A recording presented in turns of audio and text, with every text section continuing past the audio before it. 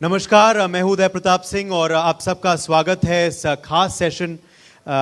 अभी पवन खेड़ा जी निराश थे और थोड़ा कह रहे थे कि विपक्ष जो है नाखुश है मीडिया से, मगर इंडिया न्यूज़ से तो नाखुश नहीं हो सकता, क्योंकि आप इत्तेफाक देखिए दोनों जो पहले सेशन है आज मंच के, दोनों सेशनों में विपक्ष के ही मजबूत नेता हैं।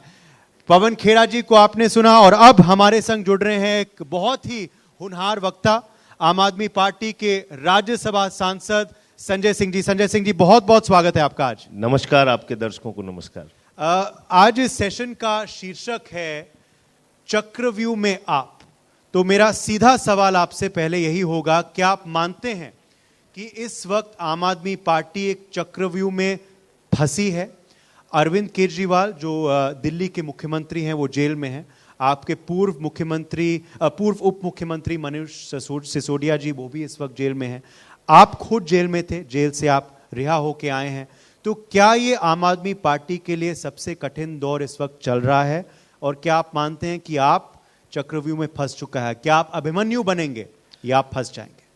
देखिए, ऐसा है कि चक्रव्यूह में क्यों फंसाया गया हमको, सबसे बड़ा सवाल तो ये है। इसलिए कि देश के अंदर एक नई राजनीति की शुरुआत अरविंद केजरीवाल जी के नेतृत्व में हुई।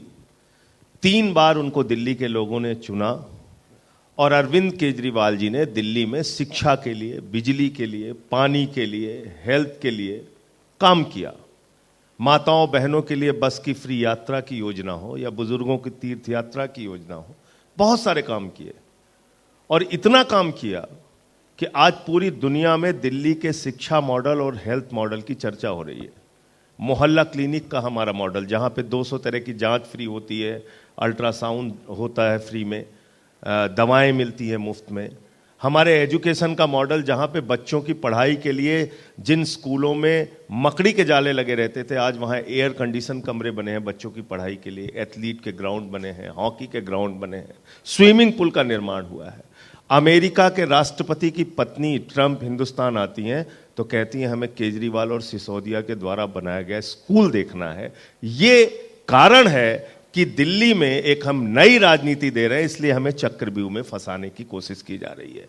हमारे मुख्यमंत्री को पकड़ के आपने जेल में डाल दिया, शिक्षा मंत्री 2 साल से जेल में है, स्वास्थ्य मंत्री 2 साल से जेल में है, मुझे 6 महीने उठा के आपने जेल में रखा। इस देश के अंदर 6 लाख लोग जेलों में हैं, 76% अंडर ट्रायल हैं, 76%। आपका मकसद ट्रायल पूरा कराना नहीं, आपका मकसद सच को सामने लाना नहीं, आपका मकसद है जेल में डाल के रखना। आप बताइए ना, कितना एक भी रुपया ना केजरीवाल जी के घर से मिला, ना सिसोदिया जी के घर से मिला, ना मेरे घर से मिला, ना सत्येंद्र जैन के घर से मिला। कोई बैंक अकाउंट इलीगल नहीं, कहीं कोई चीज, कोई जमीन का प्लॉट नहीं हमारे नाम, बावजूद इसके आपने हमको पकड़ के जेल में रखा। तो फिर इस मामले में तो ये चक्रव्यूह में फंसाया इसलिए गया है क्योंकि हमने दिल्ली और पंजाब के अंदर गवर्नेंस का एक ऐसा मॉडल दिया है जो पूरे देश और दुनिया के लिए उदाहरण बन रहा है, उसको रोकने के लिए। बिल्कुल, इस मामले पर मैं आऊंगा, क्योंकि ये इसी मामले को लेकर आम आदमी पार्टी घिर गई है। इतने तमाम आपके जैसे नेता आप कह रहे हैं फंसाए गए हैं। इस मामले में आम आदमी पार्टी आखिर फंसी क्यों?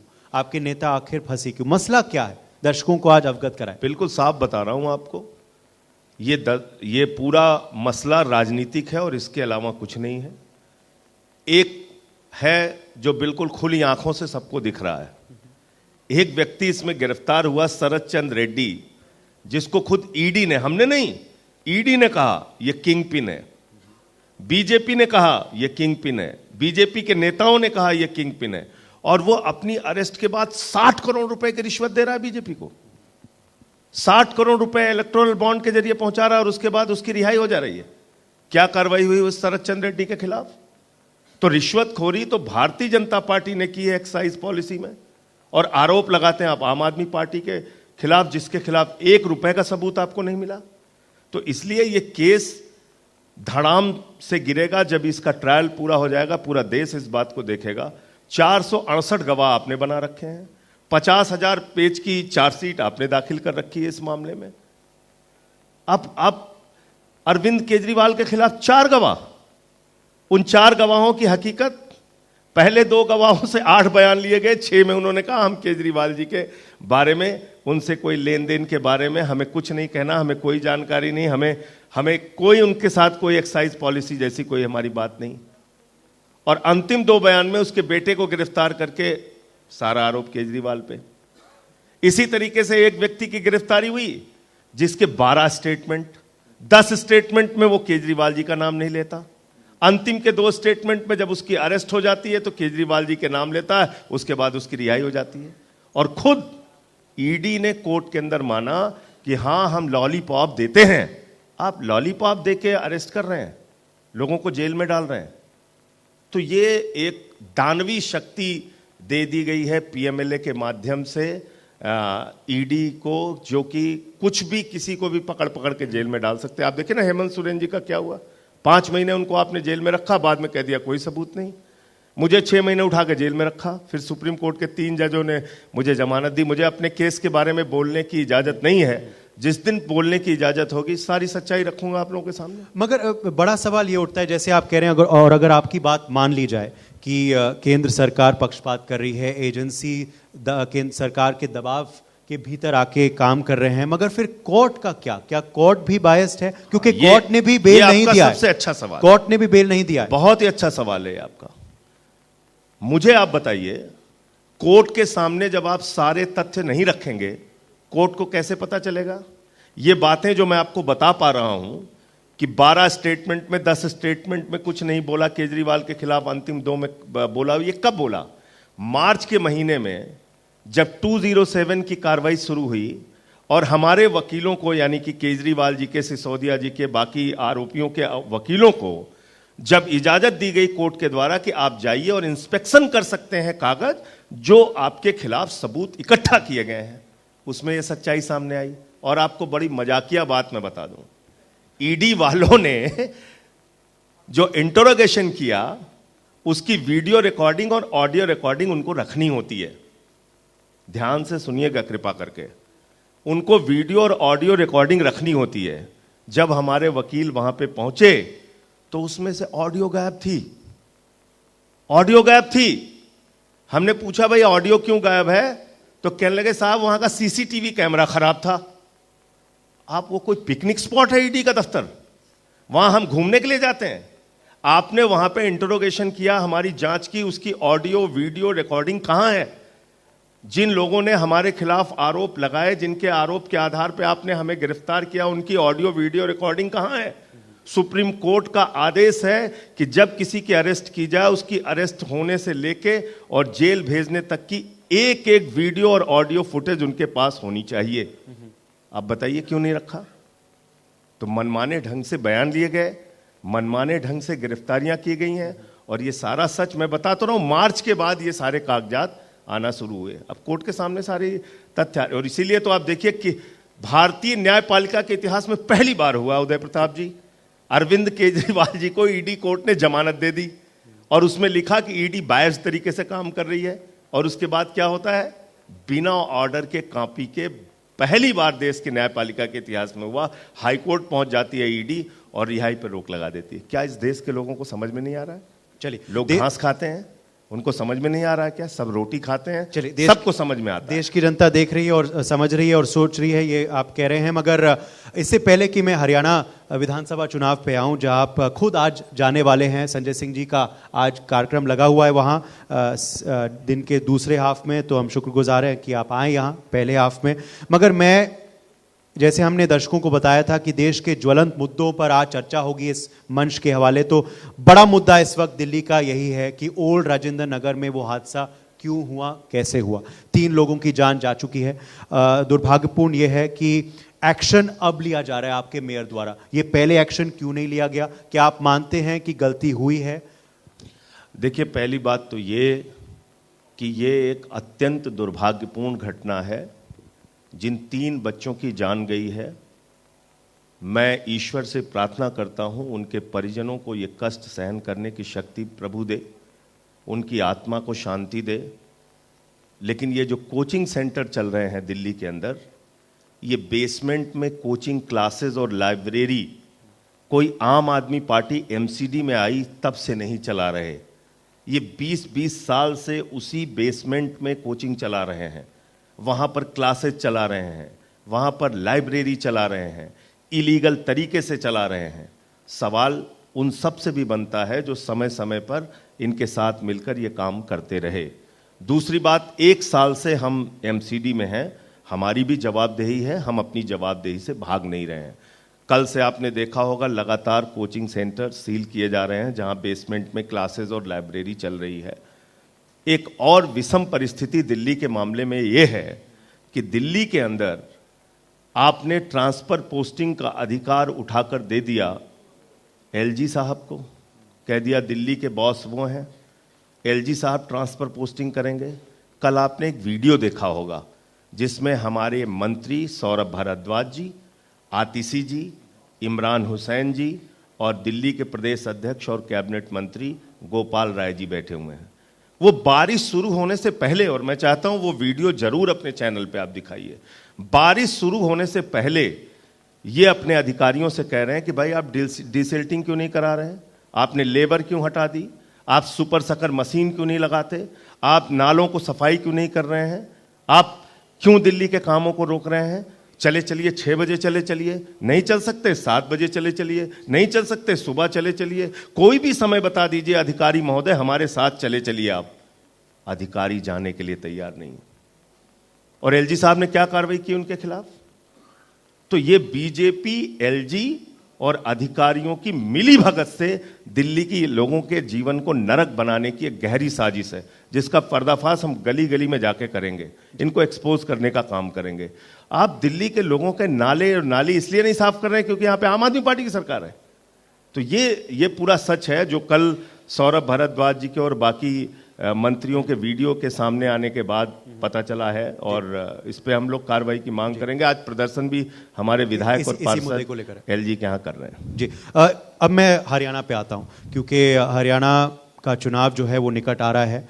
हरियाणा में क्या इस वक्त आम आदमी पार्टी की स्थिति है, और बड़ा सवाल एक और है लोगों के मन में कि कांग्रेस पार्टी भी दावा कर रही है कि वो भी बहुत मजबूत स्थिति में है। वह कह रही है कि देखो साहब हमने तो कमाल कर दिया, लोकसभा में इतने सांसद हमारे आ गए, तो सरकार कांग्रेस पार्टी के उस राज्य में बनने वाली है। तो क्या आम आदमी पार्टी की भूमिका है कांग्रेस पार्टी को कष्ट देना क्योंकि विपक्ष का वोट बट रहा है, या फिर बीजेपी को सत्ता से निकालना, जो आपका आज बदलाव सभा का मकसद है? बदलाव किसका होगा? जो सत्ता में है उसी का बदलाव। तो भारतीय जनता पार्टी 10 साल से सत्ता में है, उसने हरियाणा को बर्बाद करने का, भ्रष्टाचार की आग में झोंकने का, पेपर लीक कराने का वहां पे काम किया है, किसानों पे लाठियां चलवाने का, गोली चलवाने का काम किया है।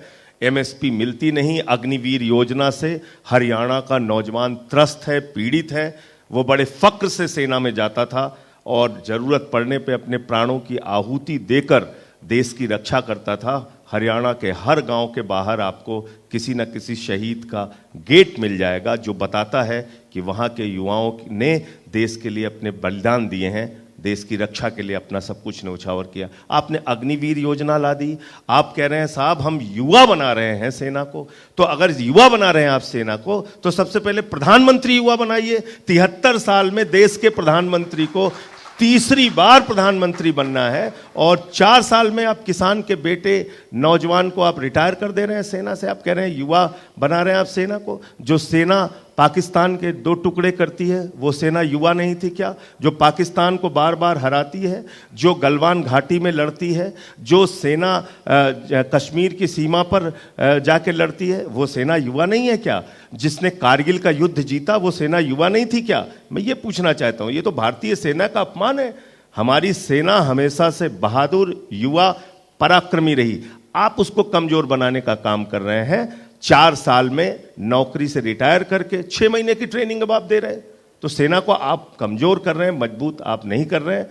मैं ये कहना चाहता हूं तो हरियाणा में अग्निवीर एक बहुत बड़ा मुद्दा है, बेरोजगारी बड़ा मुद्दा है, किसानी बड़ा मुद्दा है। ये सारी चीजें हम लोग लेके जा रहे हैं, और केजरीवाल जी की 5 गारंटियां जिसमें रोजगार देने का वादा, बिजली फ्री देने का वादा, शिक्षा फ्री देने का वादा, इलाज फ्री देने का वादा, ये सारी बातें हम लोग जनता के बीच में लेके जा रहे हैं और वहाँ सारी सीटों पे चुनाव लड़ेंगे। संजय जी, आप राजनीति में बहुत सक्रिय हैं, तो पता नहीं अगर फिल्मों और टीवी शोज देखने का आपको मौका मिलता है या नहीं, मगर एक बहुत ही मशहूर टीवी शो था, ये रिश्ता क्या कहलाता है, और यही सवाल आपसे है, ये रिश्ता क्या कहलाता है, कांग्रेस और आपका रिश्ता क्या है? कांग्रेस और आप अभी दिल्ली में साथ लड़े और हरियाणा में साथ लड़े, मगर पंजाब में आप अलग लड़े। अभी आने वाले विधानसभा चुनाव में आप अलग लड़ रहे हैं। राजेंद्र नगर के मुद्दे को लेकर भी कांग्रेस आप ही को घेर रही है, तो ये क्या रिश्ता है, ये रिश्ता क्या कहलाता है? मैं आपको बताता हूं, 144 करोड़ लोगों का ये देश है, बहुत विशाल और बड़ा देश है। यहां पर गठबंधन की सरकारें भी चली हैं और अलग अलग गठबंधन के घटक दल एक दूसरे के खिलाफ भी लड़े हैं।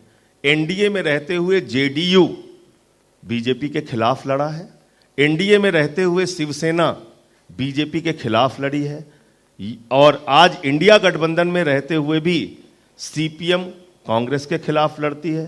पंजाब में हम कांग्रेस के खिलाफ लड़ते हैं, बंगाल में टीएमसी कांग्रेस के खिलाफ और सीपीएम सीपीआई के खिलाफ लड़ती है। लेकिन राष्ट्रीय मुद्दों पर एक सबसे बड़ा मुद्दा है कि देश को नफरत की आग में झोंकने की अगर आप कोशिश करेंगे तो उसके खिलाफ हम सब लामबंद होकर, इकट्ठा होकर आपसे लड़ेंगे। ये नेम प्लेट वाली पॉलिटिक्स इस देश के अंदर हम चलने नहीं देंगे। आप नेम प्लेटें लगवा रहे हो, आप ठेले वालों का नेम प्लेटें लगवा रहे हो, जिन लोगों ने लाखों करोड़ रुपए बैंकों के लूटे, उनके नेम प्लेट क्यों नहीं लगवाते आप भाई? आप कहिए नीरव मोदी गले में नेम प्लेट लगा के घूमे, 20,000 करोड़ हिंदुस्तान की बैंकों का लूटा है उसने। ललित मोदी, विजय माल्या, नितिन संदेशरा, कितने नाम है? और आपके दोस्त अडानी जी, जिन्होंने पूरा हिंदुस्तान सब कुछ अपने हाथ में चाहते हैं। तो आप एक गरीब आदमी को कह रहे हैं नेम प्लेट लगाओ, अपनी जाति बताओ, अपना धर्म बताओ, जिससे तुम्हारे साथ भेदभाव किया जा सके, जिससे तुमको पीटा जा सके। हिंदू हो कि मुसलमान हो बताओ, सिख हो कि ईसाई हो बताओ, दलित हो कि पिछड़ा हो बताओ, आदिवासी हो कि बताओ। ये कौन सी पॉलिटिक्स है? आप विकसित भारत ऐसे बनाएंगे? चलिए, ये सबका साथ सबका विकास है कि सबका विनाश है? ये चलिए, मैं मानता हूं आपकी बात, और कोर्ट ने भी इस पे टिप्पणी दे दी। अब हमें समय की कमी है, तो आखिर में आपसे बस यही कहेंगे कि संजय सिंह को सबसे बड़ी सीख जेल में क्या मिली? क्योंकि आप जेल से होते हुए आए हैं। जेल में इंसान जो है वो सोचने को मजबूर हो जाता है, काफ़ी बदल जाता है। स्वतंत्र सेनानी भी जेल गए थे, नेता भी जेल गए थे, क्रिमिनल्स भी जेल जाते हैं। जेल में संजय सिंह क्या बदल के आया, क्या सीखा? देखिए उदय प्रताप जी, इन्होंने तो मुझे भेजा था कि मैं टूट जाऊंगा, लेकिन एक प्रकार से इन्होंने मेरा भला किया। भला क्या किया? इतना समय नहीं मिलता, इतना समय नहीं मिलता, किताबें नहीं पढ़ पाता। मैंने जेल में जाने के बाद सबसे पहले नेल्सन मंडेला जी को पढ़ा, सत्य का प्रयोग गांधी जी की दोबारा पढ़ा, आज़ादी के दीवाने किताब पढ़ी, शहीद आजम भगत सिंह जी को पढ़ा। हर दिन पढ़ा शहीदों के बारे में, अपने वीर सपूतों के बारे में, महापुरुषों के बारे में, नेताजी सुभाष चंद्र बोस के बारे में। और हर दिन ये हमारा जज्बा, हमारी इच्छा शक्ति मजबूत हुई कि इनसे जमकर लड़ना है, झुकना बिल्कुल नहीं है, जमकर लड़ना है। चलिए, यही जज्बा आप कायम रखें, और बहुत बहुत शुक्रिया। फिलहाल के लिए हम आपको बोलते हैं संजय जी, आप आए और पार्लियामेंट के बीचों बीच आपने हमारे लिए समय निकाला। For more such videos, subscribe to the NewsX YouTube channel, hit the bell icon.